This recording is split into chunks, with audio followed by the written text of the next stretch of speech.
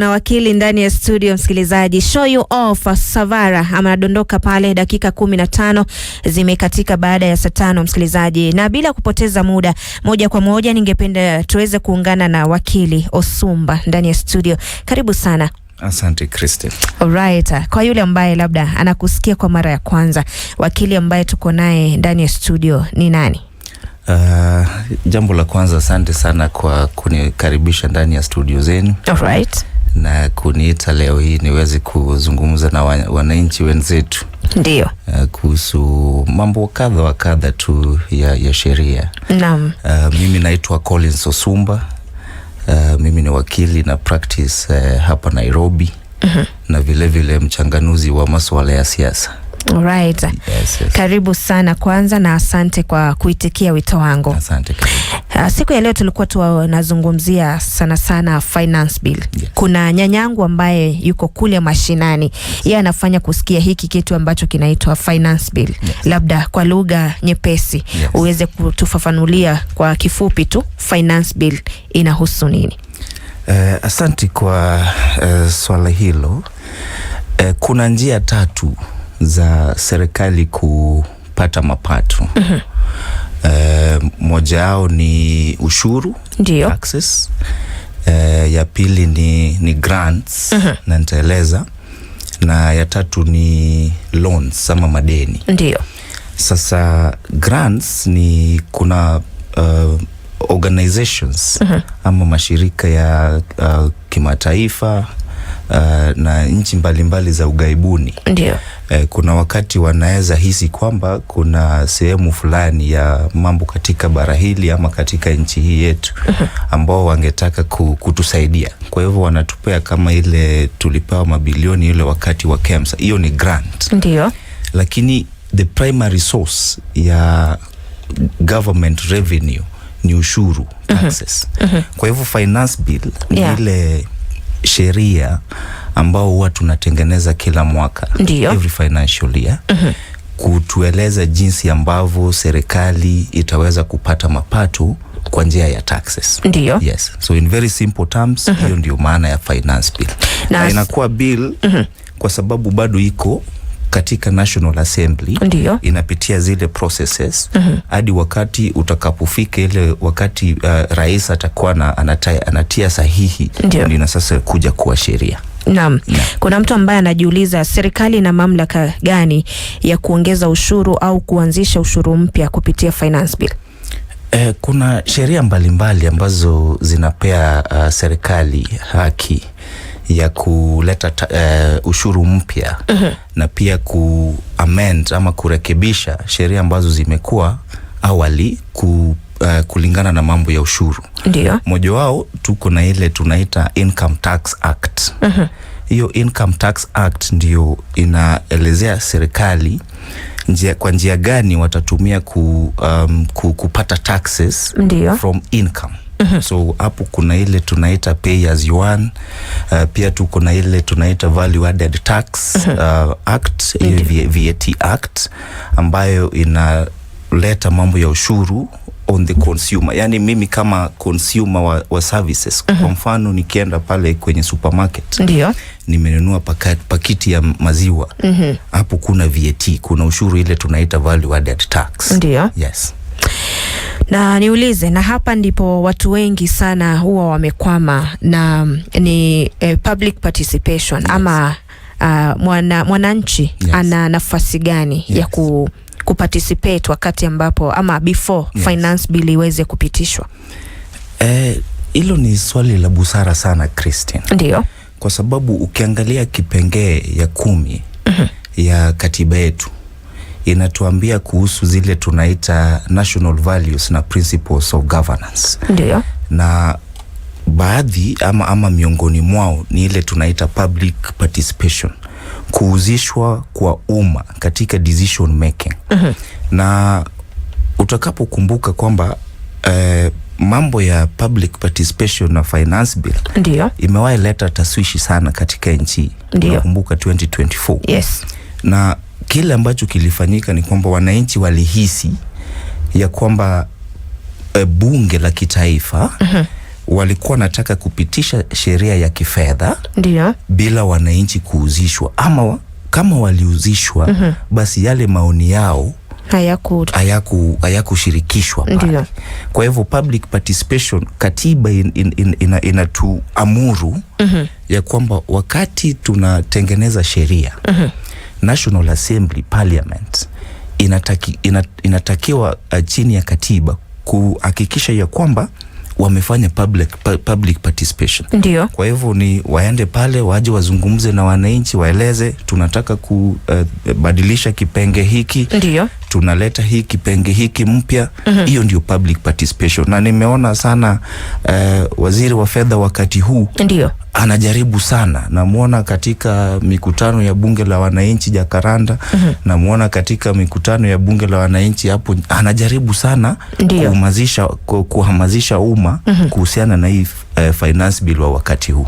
Alright. Na sasa hivi unajua kwamba kuna watu ambao labda hawako kwenye mitandao, which sometimes unaambiwa uingie kwenye mtandao fulani uweze kuparticipate or something. Hebu niulize, kwa yule ambaye labda ako pale mashinani, labda hana access ya mitandao ama hana ujuzi sana wa kuingia kwenye mitandao, unahisi kwamba serikali yetu huwa inahakikisha kwamba na yeye pia anaweza kunufaika na kupeana mchango wake kama mwananchi? Kwa maoni yangu si vile. Kwa sababu ukiangalia jinsi tulivyotengeneza katiba, ndio kulikuwa na zile copies za ile katiba wakati ule kabla hujapitishwa kwa referendum, ambazo zilikuwa zinapeana hadi huko mashinani kwetu Kabondo Kasipul. Ulikuwa unapata mtu wako na yake aidha ya Kiingereza ama Kiswahili.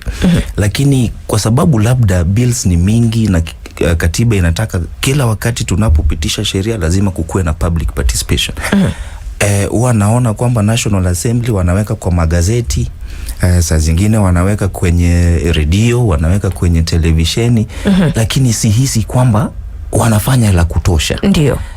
Sihisi kama wanafanya la kutosha. Kwa sababu gani? Ile njia ambayo wananchi wengi Kenya hii wanatumia kupata ujumbe ni njia ya redio. Ndio. Kwa hivyo nahisi kwamba labda serikali ikiwezekana labda wangetengeneza kiwango fulani cha bajeti ya kuhakikisha kwamba information unapitishwa kwa ile njia ambayo unafikia kila mtu. Ndio. Yes.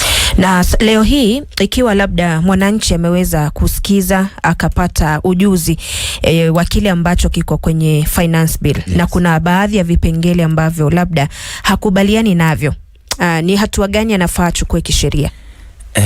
Sheria inakubalisha kupeleka ile tunaita memorandum kwa National Assembly. Maoni yako unaweka kwa maandishi. Ndio. Unaweza tuma kwa njia ya barua pepe, na mimi hiyo ni email. Unaweza tuma kwa njia ya sanduku la posta. Ndio. Na pia unaweza leta Nairobi upeleke katika ofisi za clerk kwa ule muda, kwa sababu public participation pia hauwezi kuwa unaenda for a very long period. Kwa sababu bunge la kitaifa na vile vile bunge la seneti wako na njia mwafaka wa kupitisha sheria. Ndio. Kwa hivyo within ile period ambao public participation unakubalishwa, mtu yote anaweza kuwasilisha maoni yao kwa hizo njia ambazo nimetaja. Umesema kwamba kuna muda ambao finance bill ilikuwa ama mnapelekewa makaratasi mpaka kule mashinani kabisa. Kule Maganyakulo, uko kule sijui kunaitwaje, unapelekewa, kila mtu ana participate. Where did the rain start beating us?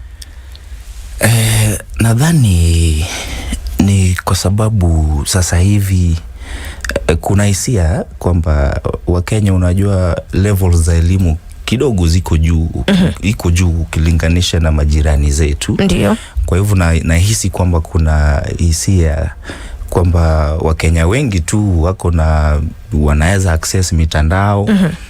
Ukiangalia hata ile access ya sitima Kenya hii iko juu. Kwa hivyo nadhani ni mambo ya kuchukulia vitu kwa mzaha tu. Na labda changamoto la pili inaweza kuwa kwamba kwa sababu kila wakati tunapitisha sheria. Ndio. Na katiba inatuambia lazima tufanye public participation. Kwa hivyo huenda ikakuwa ni mambo pia ya bajeti, kwa sababu kufanya public participation pia ni expensive. Utahitaji hela uchapishe kwenye gazeti. Ndio. Utahitaji hela ulete kwa radio show, uweke kwa televisheni. So huenda ikawa tena ni swala la bajeti. Okay. Yes. Na niulize swali moja ambalo labda watu wengi wanajiuliza. Mahakama inaweza kusitisha shughuli za ama utekelezaji wa finance bill kwenye mazingira gani? Cha kwanza ni wakati public participation ijafanyika kwa njia mwafaka. Ndio. Na kwa sasa hivi tunapozungumza hakuna ile tunaita standard ya public participation. Okay. Lazima tuiangalie kulingana na zile tunaita circumstances za kesi, tuangalie kulingana na circumstances na pia mahitaji ya how fast, how soon do we need this bill. Okay. Na nahisi kwamba as we speak today kidogo kuna changamoto na sheria katika kipengee ya 22 ya katiba yetu. Ndio. Mtu yote ule iwe Christine Kambua, iwe mtu yote ule hakuna haki kwenda kwenye mahakama na kusema kwamba sheria hiki kimepitishwa na kimekiuka aidha katiba. Ndio. Ama kimekiuka haki zetu kama wananchi. Okay. Ujao ikiwa ni public participation. Alright. Yes. Mr. Osumba, sasa hivi Wakenya wengi ukiwasikiza wanalia sana. Yes. Wanasema ushuru uko juu. Yes. Na ni left, right and center, kila mahali, kila mtu amefinyika mahali. Hivyo yes. Ndivyo Wakenya wanavyosema. Niulize tu, katiba yetu inalindaje mwananchi kutokana na labda ushuru ambao unaweza kukaa kama mzigo kwa mwananchi?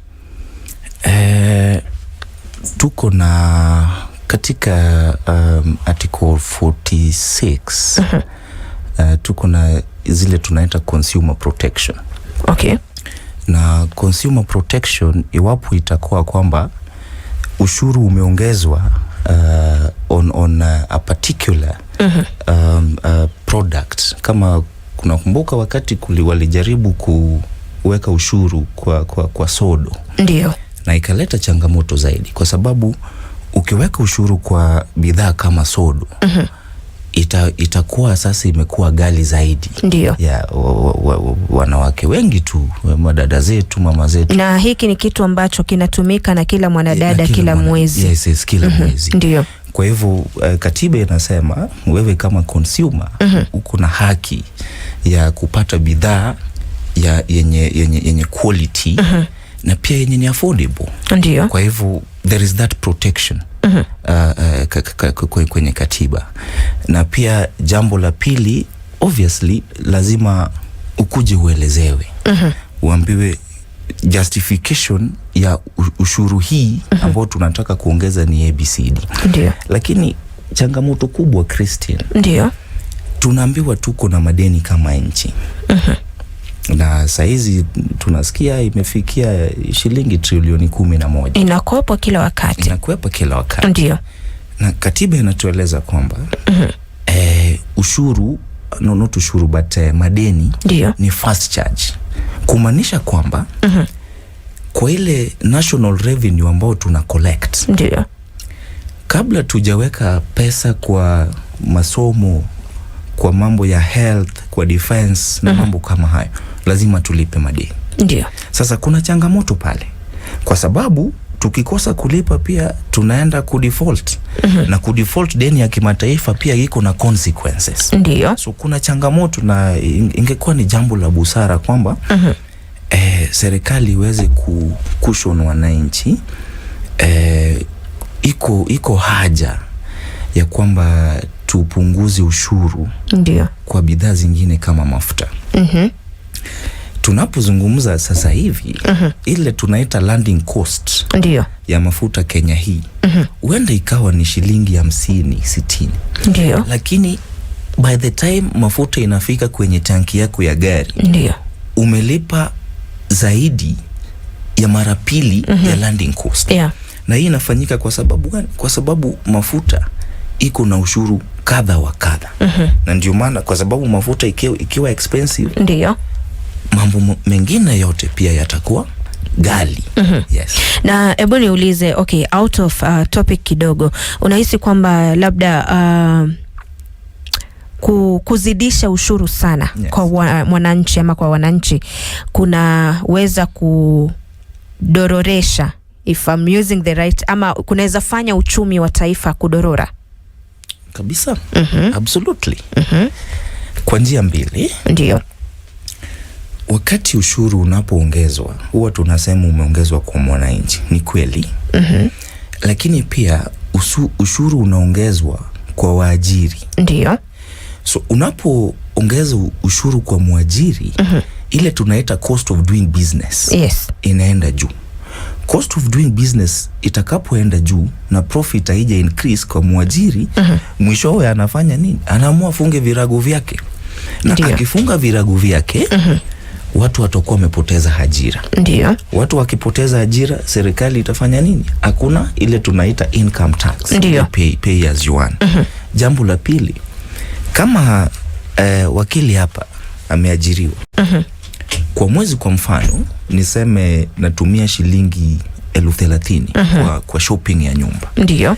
Naweza, kwa sababu niko na income, ile 30,000 nikipeleka pale sokoni, mama ambaye muuza mboga amepata, mama ambaye anauza nyanya amepata, mkulima amepata.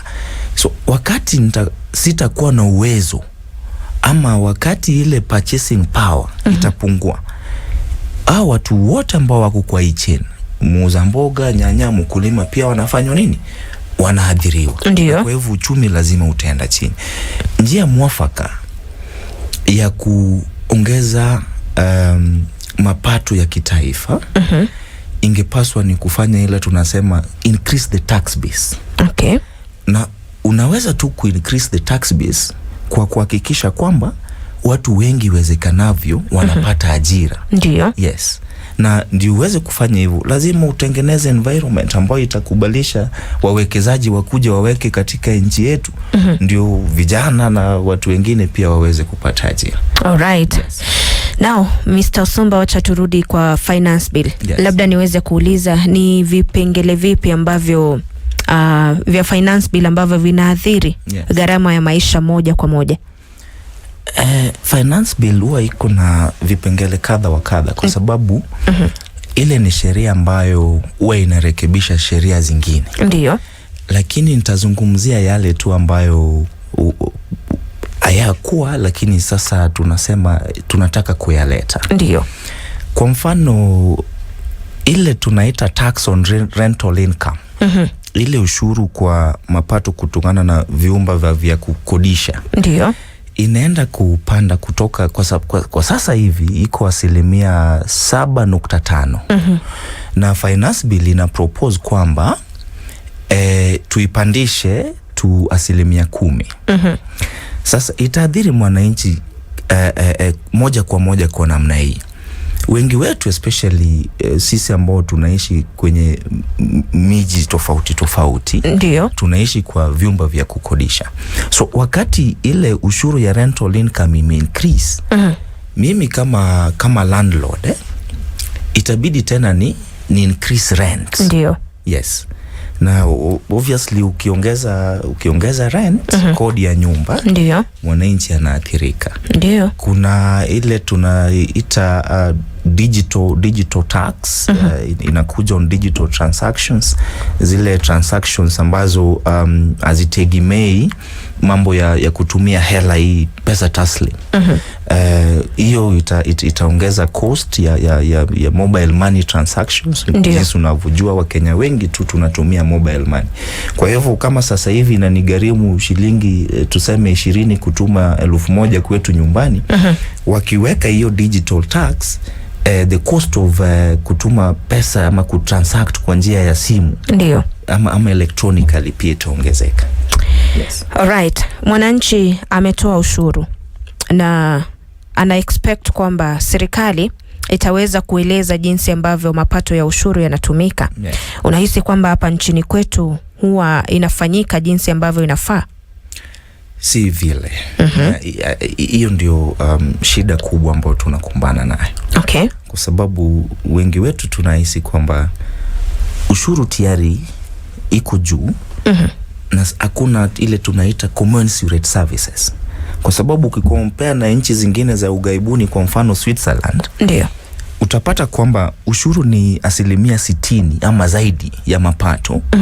Lakini zile basic services ndio ni free, ni bure, na tena ni za quality. Utapata kwamba ukienda hospitalini hautakikani kulipa hela.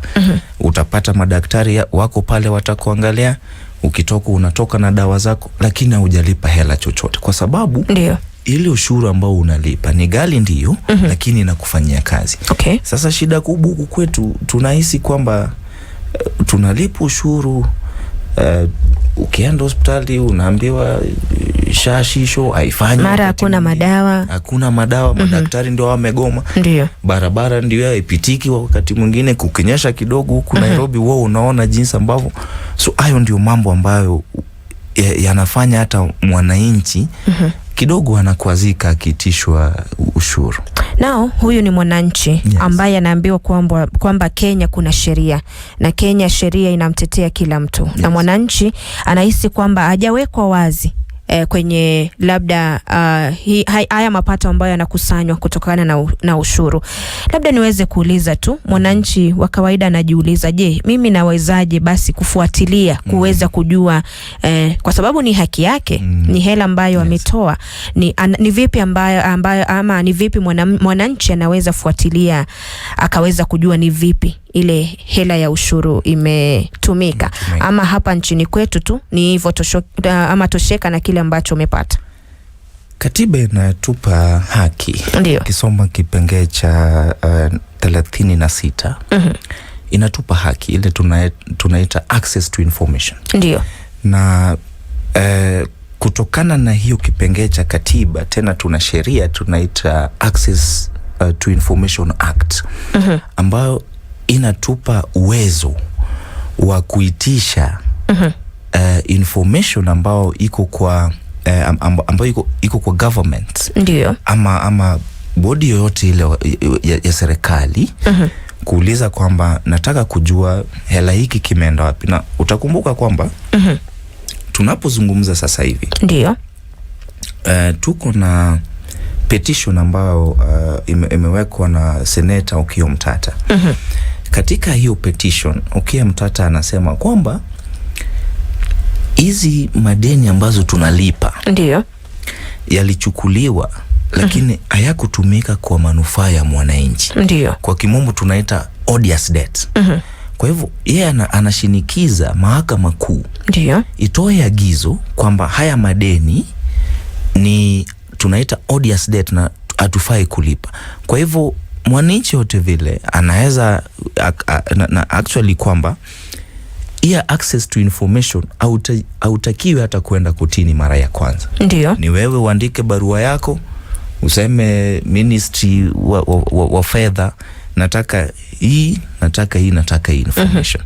Yes, ni haki yako ya kikatiba na sheria iko ya kukusaidia kufanya jambo hilo. Okay. Yes. Kuna sheria ama hatua za kisheria ambazo zinaweza kuchukuliwa wakati ambapo fedha za umma zimetumika vibaya, na je, hapa nchini kwetu inafanyika? Inafanyika kidogo. Nafanyika kidogo kwa sababu kwa 100% utaipea asilimia ngapi wakili? 40. Yeah, kwa hivyo hata tujafika nusu. Very generous, Okay. Na haifanyiki kwa sababu hakuna ile tunaita political goodwill. Huwa najiuliza maswali saa zingine, nasema kwamba kama tumepea kwa mfano sekta ya afya ama idara ya afya shilingi bilioni 20 kwa mfano tu, alafu baadaye tunaambiwa kwamba hizi hela zimepotea. Ndio. Zimeenda wapi? Kuna mtu anajua. Okay. Kuna mtu anajua. Lakini hizo hela zitapotea hivyo, na hatutaona mtu akipelekwa mahakamani kwa sababu hakuna political goodwill. Ndio. Huku kwetu ndio upelekwe mahakamani, na tumeona watu wengine kama aliyekuwa gavana wa Kiambu alipelekwa mahakamani kwa mambo ya ufisadi na akafungwa, ingawaje alienda court of appeal na saizi amepewa bail, tunaita bail pending appeal. Kwa hivyo yanafanyika lakini kidogo. Okay. Nchi ambazo zimeendelea kama ile tunaita the Asian Tigers, kama China, Japan na mambo kama hayo, swala la corruption wanaichukulia kwa uzito zaidi. In fact kule kama umepewa pesa na zimepotea, ndio hakuna mambo ya mengi tu ya kutini na mambo kama haya. Ni kuhukumiwa direct. Ndio maana unaona kwamba watu wanaheshimu mali ya umma. Huku kwetu kidogo tunajaribu, lakini si kwa kiwango kinachofaa. Ndio. Yes. Leo hii wananchi wamehisi kwamba labda haki zao zimekiukwa. Ni swali. Sijasema kwamba wanahisi hivyo. Yes. Na labda wanahisi kwamba kama kile ambacho kilitokea 2024, wakati wananchi wanapinga finance bill na wanafanya maandamano, ni wakati upi labda kisheria mwananchi anafaa kuandamana kuhusiana na finance bill? Maandamano ni haki ya kikatiba. Ndio. Katiba inatuambia kila mmoja wetu hakuna haki ya kuandamana na kupeleka petition, ile tunaita petition kwa public authorities. Ndio. Na haki hiyo huwa saa zingine haijaeleweka vizuri sana, si kwa wananchi, kwa serikali. Kwa sababu saa zingine unaona watu wanaandika mabarua, alafu OCS wa police station anasema hapana, tujakubali. Katiba inasema ndio unapaswa tu utoe ujumbe kwamba siku fulani sisi tunataka kuandamana. OCS ama mtu yote yule hana authority ama hana power, ndio either kukubali ama kukataa. Wao wanapaswa tu waje pale hiyo siku mnaandamana kupeana security. Kwa hivyo maandamano unaweza fanyika kwa wakati wowote. Ila mimi ningehimiza kwamba, kwa sababu naona kwamba serikali wameweka juhudi kujaribu kuelezea mwananchi yale ambao yako kwa finance bill ya sasa hivi. Ndio. Mimi ningeomba kwamba tuweze kufanya juhudi pia kama wananchi. Iwapo kuna mkutano wa hadhara for example, yes, wa kudiscuss ama wa kuchanganua finance bill, enda pale. Sikiza ni yepi anasemwa, toa maoni yako. Iwapo sasa bunge watarudi sasa kudiscuss ile, ndio huenda maoni yako ama yangu ama ya mtu mwingine yatabadilisha kitu. Tusiwe na ile situation ambao tulikuwa nao 2024, ndio ambao mimi na feel kwamba ni kitu ambacho ingeweza kuepukika. Okay. Serikali na hasa bunge la kitaifa ingeweza kusikiza wananchi, kwa sababu wakati ule watu walikuwa wanasema hii sheria mnataka kupitisha hatujaielewa, kitu cha kwanza. Ndio. Na hata kama tunaelewa kuna vipengele vingine ambavyo tungetaka kufanya nini, vibadilishwe. Ndio. Kwa hivyo tujaribu tuwe concerned na tuparticipate pia kwa haya mambo. Okay, kuna swali ama nimekuwa nikijiuliza na nimejaribu kutafuta majibu kwa faida ya msikilizaji wangu ambaye labda hajaweza kuelewa. Ni ina concern ama bill ambazo rais wetu aliweza kusign muda si mrefu, I think ni last month ya. Yes. Aliweza kusign bill 3 pale. Yes. Kabla hatujafika utueleze kuhusiana na hizo bills ya. Yes. Ningependa labda uweze kutuambia wewe kama wakili, kwa sababu siku hizi lately wananchi wamekuwa wakikutana na polisi. Yes. Especially wakati ambapo wana protest. Katiba inatuambia kwamba ni haki ya kila mwananchi kuweza kuandamana ikiwa labda ataona kuna kitu ambacho hakiendi vizuri.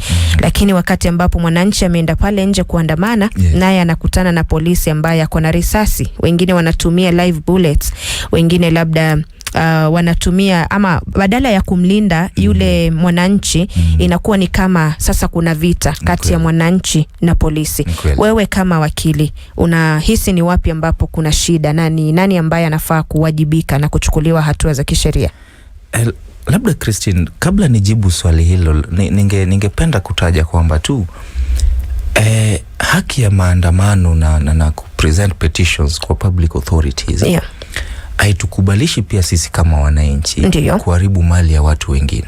Kwa sababu saa zingine tunaona watu wanaenda kuandamana, wamama wanaibiwa vibeti. Kama mtu aliweka duka yake mahali, inaenda wanachukua mali pale. Hilo halikubaliwi katika katiba. Ndiyo. Na lazima tuambie wananchi kwamba hiyo ni criminal offense. Ndiyo. Ya, kwa sababu umeiba na umeharibu mali ya mtu. Alright. Lakini askari vile vile huwa saa zingine wanatumia nguvu kupita kiasi. Ndiyo. Na saa hizi umeona kwamba tunajaribu sisi kama ambao sisi kama mawakili kupitia chama chetu cha LSK tunaleta kitu ambacho tunaita command responsibility. Ya kwamba wewe kama the commander wa Nairobi area kwa mfano, kama Nairobi County, maafisa wako wametumia nguvu kupita kiasi, kuna wananchi wameuliwa, basi you are responsible. Na wale officers ambao pia wanatumia nguvu na kuua watu kiholela, tumeona leo hii wawili tayari wako mahakamani.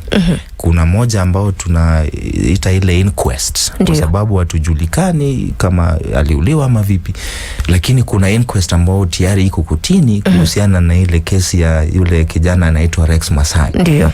Kuna afisa anaitwa Klinki Baraza ama kama mtu kama huyu ambaye tayari leo hii ako mahakamani kwa mauaji ya yule mchuuzi, yule kijana alikuwa anauza mask. Ndiyo. Kwa hivyo siku hizi si kama kitambo vile, kwa sababu kitambo maafisa wangekuja wafanye mambo yao waende, hakuna mtu anauliza. Na wakili, unajua katika ama mikutano tofauti nimesikia CS Interior ambaye ni Kipchumba Murkomen akisema kwamba kuna baadhi ya wanasiasa ambao wanatumia watu, wanalipa goons kwenda kuharibu mikutano ya wenzao.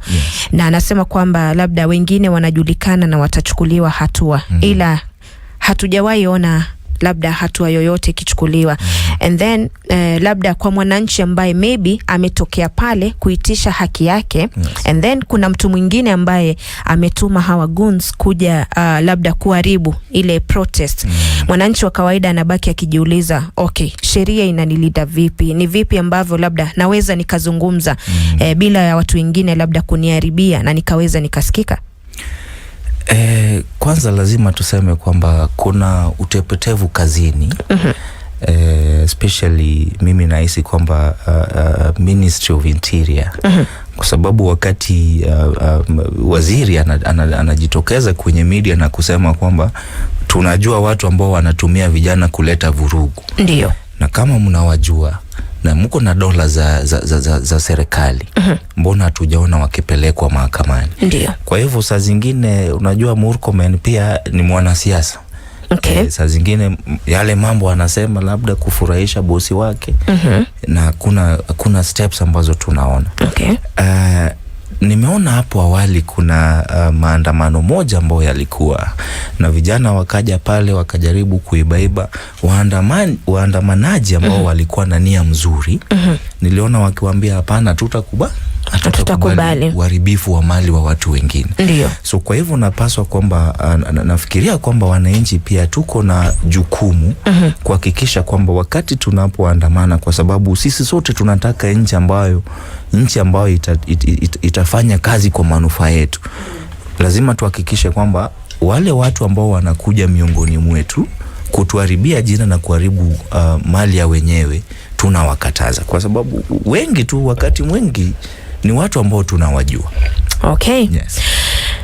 Bwana wakili, tuko na takriban dakika 10. Yes. Labda niulize tu kuhusiana na bills 3 ambazo rais aliweza kusign juzi. Yes. Well, wengi walisikia maybe amesign ila hawakuelewa hizi bills zilikuwa zinazungumzia nini. Rais tarehe 29 mwezi uliopita alisaini ile tunaita kuna equalization funds appropriation bill.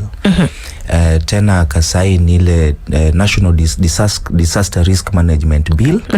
Na tena ile Forest Conservation and Management Amendment Bill ambao sasa zote zimekuwa act. Sasa zimekuwa sheria kwa sababu tayari amesaini. Labda nizungumzie tu kwa ufupi. Ile Equalization Fund Appropriation Bill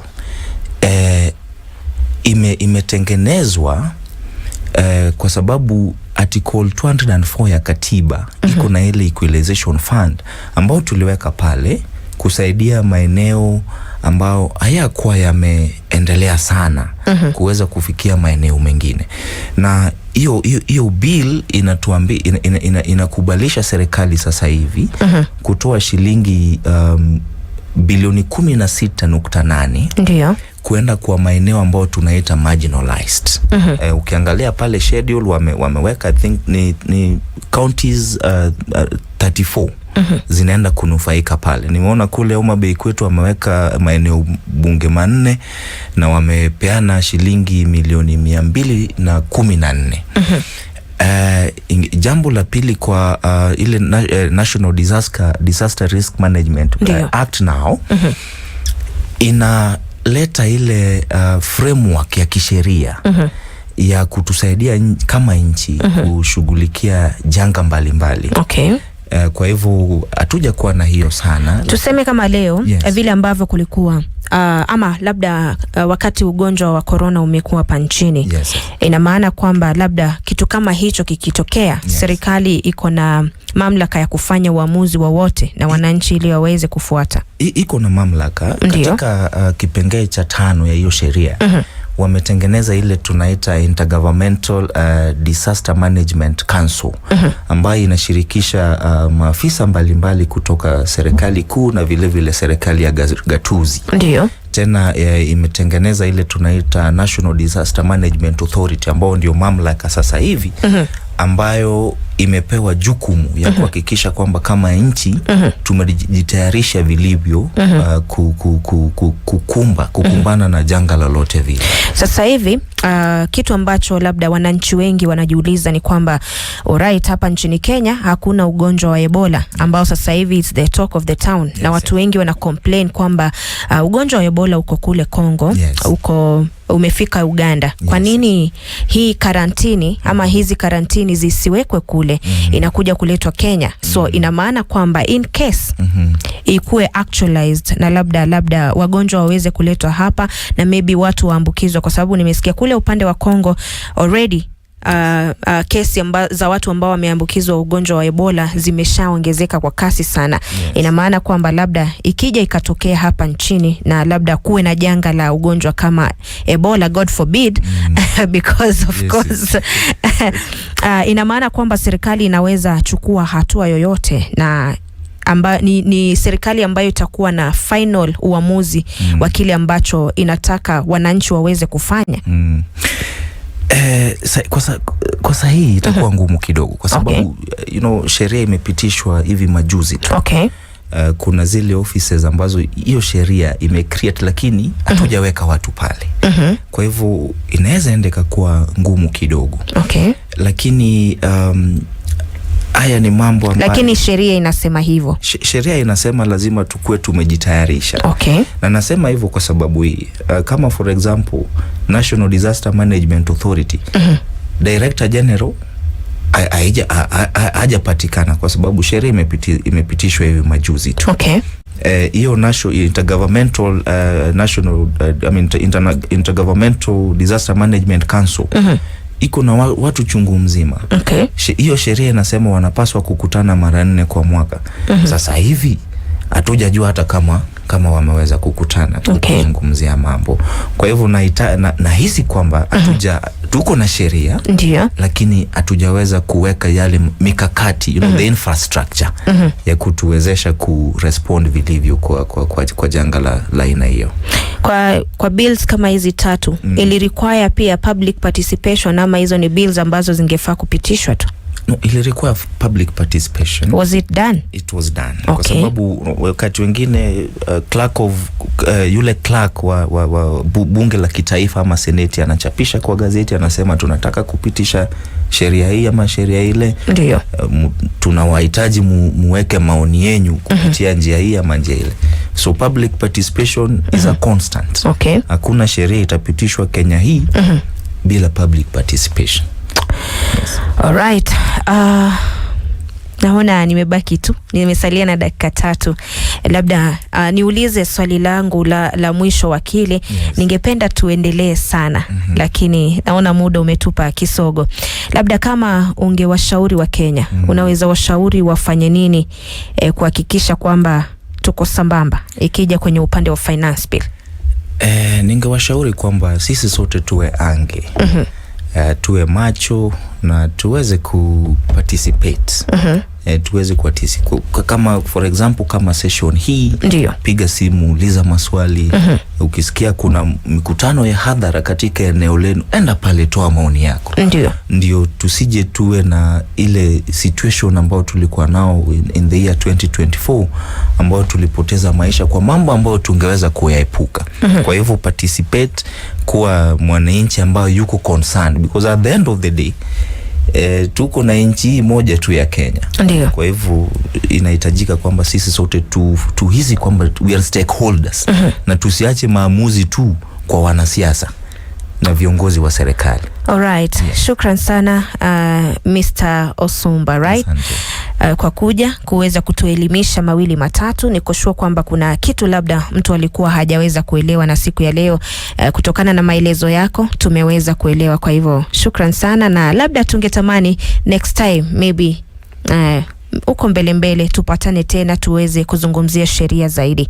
Kwa sababu sasa hivi tumetenga Tuesdays kuwa siku ya kuelewa sheria. Ina maana kwamba kuna Wakenya wengi ambao labda wanasikia tu sheria ila hawaielewi vizuri. Yeah. Thank you so much for coming. Christine, hii show ni show ya busara sana. Yeah. Na utakapo tuhitaji tuite tuweze kuelimishana. All right. Thank you. Uwe na wakati mwema. Nawe pia. Asante.